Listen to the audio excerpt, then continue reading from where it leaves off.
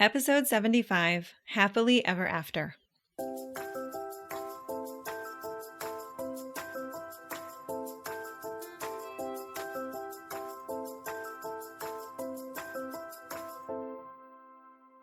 Welcome to the First Year Married podcast, where we get real about building the marriage of your dreams. I'm marriage coach Kayla Levin, and I take newly married and engaged women from anxious and insecure to confident and connected through practical tips, real-life inspiration, and more than a little self-awareness along the way. Okay, my friends, today we're going to take something a little bit different. Today, I want to challenge you to step away from any frustrations or resentments that might be currently taking place in your marriage. Today, I want to speak to your higher brain, the part of you that can describe your relationship fairly and objectively, the side that isn't preoccupied with getting her needs met or getting him to see her way, the side that sees nuance, gray areas, and at least two sides to every story, the side that knows that at the end of the day, he's a catch. The side that knows that you have just as much work to do on yourself as he has to do on himself, and that it's usually easier to focus on his potential than our own. Okay, have I got you, higher brain? Today, I want us to get crystal clear on what our goals and dreams are. I want to put happily ever after back in the lexicon with room for personalization. Because if we don't even know what we're shooting for, how can we ever expect to achieve our goal? So here's my question. What do you truly want from your marriage? What do you want more than for him to make you feel good? For him to love you and cherish you and think you're wonderful? Do you see how, dare I say it, that's kind of self-serving? I think we can aim so much higher. I think we want authenticity above all. We want openness and honestness and self-awareness and other awareness and curiosity and a space to just be without being judged.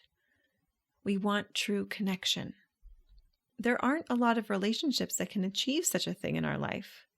I believe that marriage is the best one. And sometimes it can be the hardest one. I want to caution you about ever thinking that the material that I teach or any material that you learn specifically for marriage coaches will make your life better because you'll change him. The goal is never to change him. It's to discover him. And that's why I'm not going to give you tricks and strategies about what to do to get him to treat you or see you differently. For the same reason, I'm not going to teach you hypnosis techniques to get him to treat you differently. It must come from you.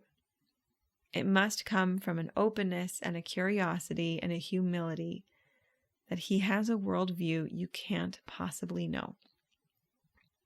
It must come from an overwhelming desire to know and love him, that you become temporarily detached from your own opinions and needs just to experience that for moments of time from time to time. Why is this so hard? There's a challenge to authenticity when you have skin in the game.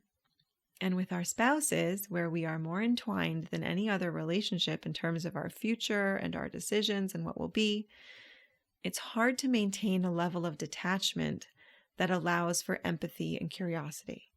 So let's say your husband is struggling in your shared religion. A firestorm goes off in your mind about the dangers and the problems and the idiocy of his thought process and what will happen if he gives it up and how that's going to put everyone at risk. If he'd only get it, you'd be fine, your brain tells you. And in that moment, your identity and your wants and your needs and your hopes swallow him up. And now him staying the way that you want him to feels like that's the best path to safety and love and connection. But in that moment, you have none of those things. You feel no safety, you express no love, and there is no connection. But if for just a few minutes or an hour, you can step into your curiosity and to enough humility to realize that you can't possibly see the whole picture. into enough faith that your own opinions and values cannot be swept away from you, even if you step away from defending them for a little while. You start to wonder how he got to where he is, how he experiences what he does, what that feels like for him to be as he is. And in that moment, you begin to see him. You've discovered him. And in that level of clarity, of connection, you find whole new parts of yourself, a whole new way of relating to him, problem solving your differences, just being together. And your opinions and your needs and your wants will all still be there. And you might be interested in sharing them with him so he can know you. You'll be in an entirely different place. I think that we have a tendency to aim too low because we have no idea what's available.